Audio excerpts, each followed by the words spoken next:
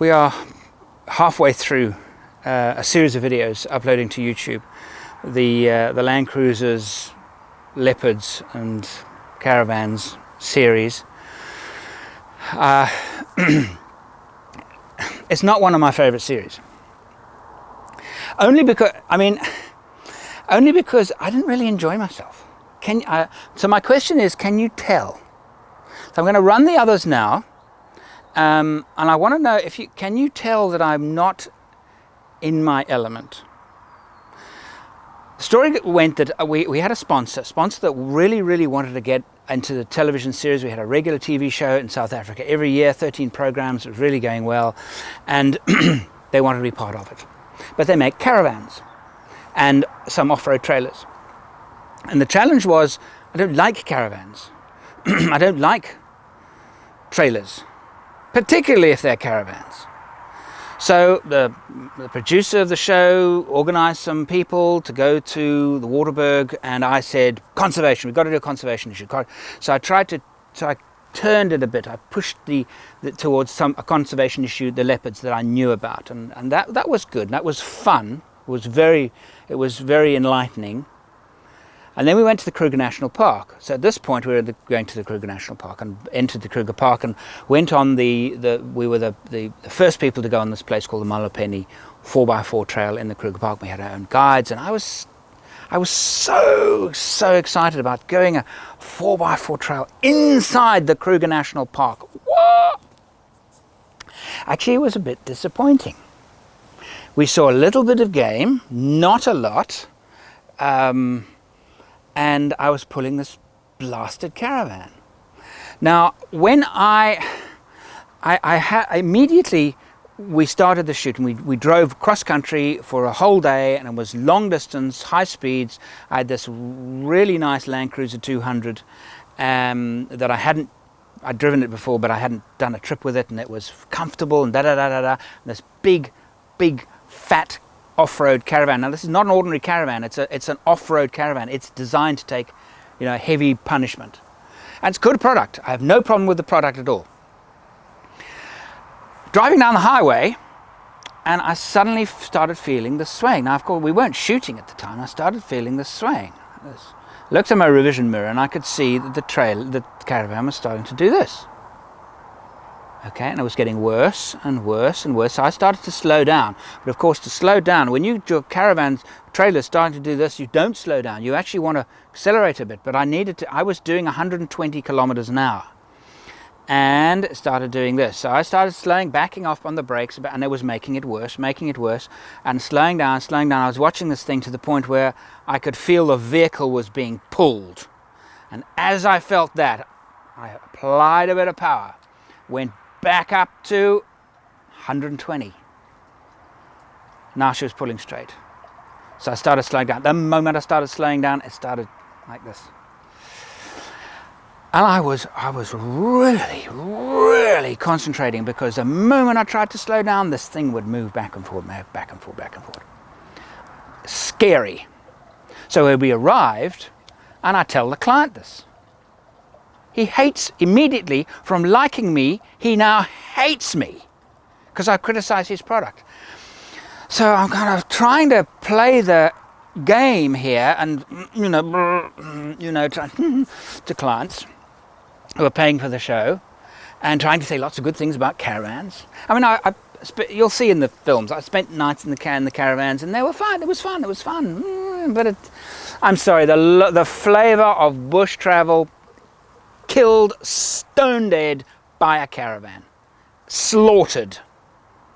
So the mood, the whole bush gone. Can you tell during my commentary? I tried very hard to be very nice to those people and very nice to the caravans. It turned out there was nothing wrong with the product at all, because I then got in and thought, what's going on here? They shouldn't be doing it. This product's got a good reputation. What's going on? Found that they had left the one water tank full, and the one water tank is badly positioned behind the axle. So now this thing was a pendulum. It was virtually empty except for this full water tank. Anyway, I hope you enjoy the shows. There are a couple more left. It was good fun, and in fact, The caravan part was actually so dull, I went back with my family later and did a ordinary touristy thing, you know, like the ordinary tourist might do in the Kruger National Park, not in a four-wheel drive at all, and actually it was a lot more fun.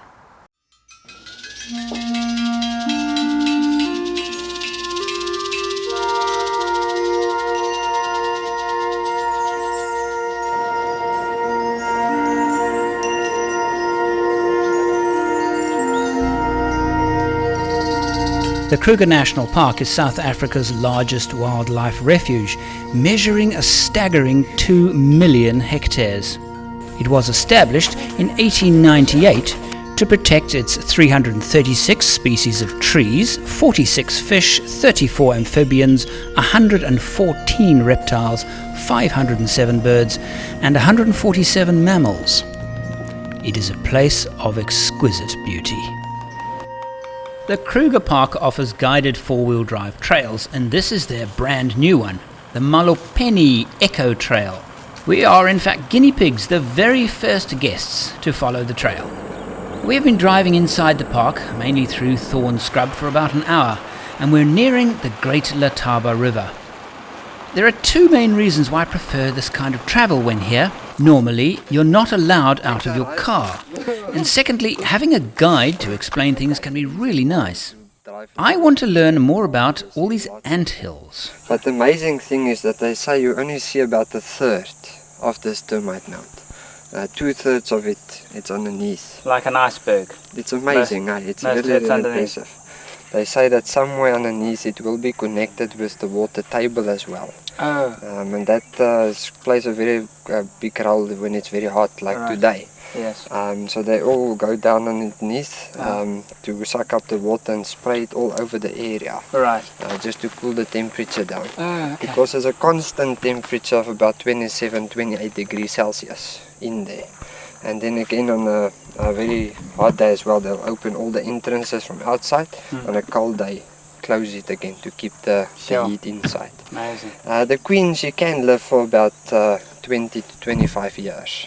Really? Wow. So that's why if she's lucky, if maybe what you call it, an aardvark or a pangolin doesn't eat her. Okay. Right. But if she does die, then all the other little termites will go extinct over time. And what you will then find is that your elephants and your rhinos, they will start using it as maybe a place to sleep or a rubbing post, and it will just go smaller and smaller and smaller, eroding away. You may be wondering about the caravan. Well, I'm not a fan of caravans, even towing trailers for that matter, but I've decided on this one-night stopover to give it a try. Well, with all the fun that was going on this morning, the convoy has split up accidentally. And we've heard from the others via the radio that they missed the turn-off because somebody didn't follow the convoy rule in that you always look after the person behind you. It doesn't matter who did it, it's just not a natural thing to do when you're driving. So now the papani tree's lying right across the track. We can't get across it, we don't have any straps to pull it out of the way, so we have to do a bit of now manhandling the vehicles and the caravans to get them around so we can carry on going. It's hot. The summer rains have yet to fall, so the temperature today sitting around 38 degrees Celsius, pretty typical for an early summer's day. I asked our guide why a collection of what looks like firewood had been placed high on a tree. And this is what he said. This tree is a sjambok pot. It's named after the seed pods which resemble a sjambok, which is a whip. And the platform up there, those bits of wood up there, when they were actually developing the trail, actually marking out the route, they discovered this for the first time. This is a sign of poachers. Poachers sit there, they have an incredible view of the entire valley, and they can look for animals, and they can also look for rangers. See the animals, they go towards them, and see the rangers, they go opposite direction. It's about an hour later when the convoy catches up. Having spent the time removing the felled trees, we're back on schedule and nearing our campsite for the night. You find me at Letaba Rest Camp, in the heart of the Kruger National Park. I'm actually a little bit south of where we're busy with the caravans and the guide and trying out the Molopenny Trail. The reason why I'm now suddenly here is that this is I want to show you the other side of Kruger Park life. You see, most of the people that come here, hundreds of thousands of visitors a year, this is their experience.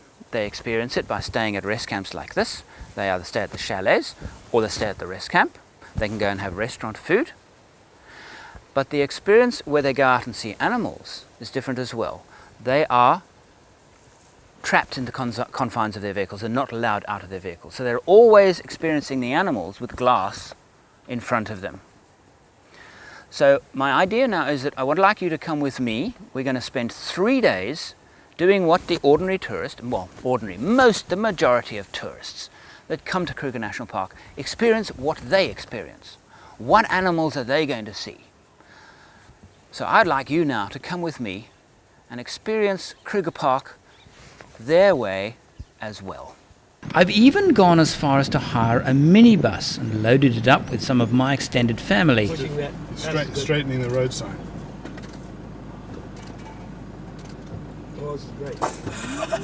And sometimes watching animals through glass can be a good idea.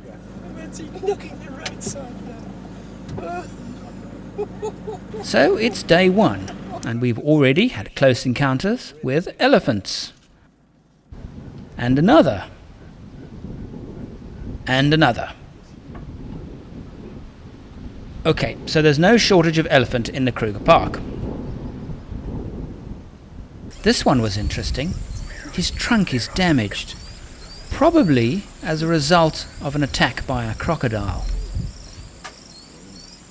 And talking of crocodiles, and for that matter hippos, there are some wonderful hides close to the Leopard that permit you to alight from your vehicle and go and sit in comfort and safety while getting a really close look.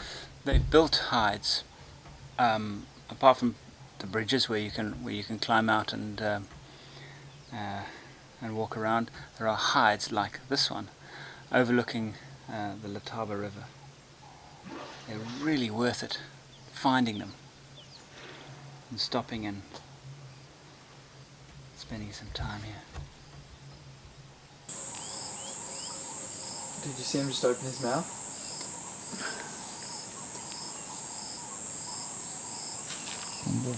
Come on. Back with our convoy. We are about 30 kilometers south, and we have arrived on the banks of the very same Leopard River. I set up my own video camera with an especially long telephoto lens.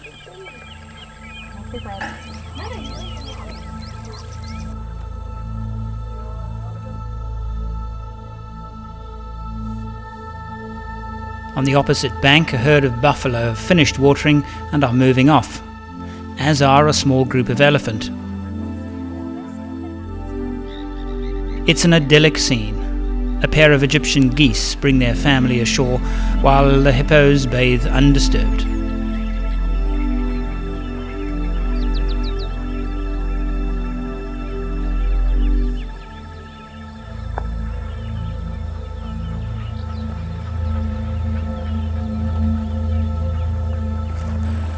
It's just another 10 minutes to the campsite. We decide getting there before nightfall would be a good idea.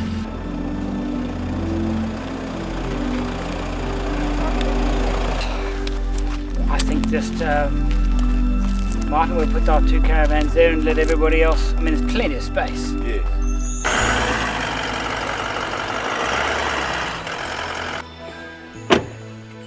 Now, to find out what caravan life, bush life is all about. Now, of these 2 caravans, I personally think the larger one is overkill. So I've selected to sleep in the smaller one to see what it's like.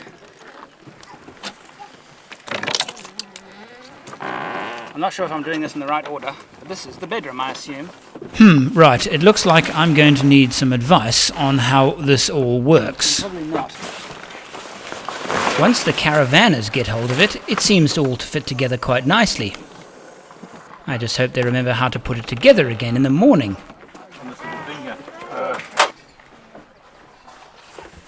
Is caravanning supposed to be less effort than camping in a tent? Well, by the looks of this, the answer is no.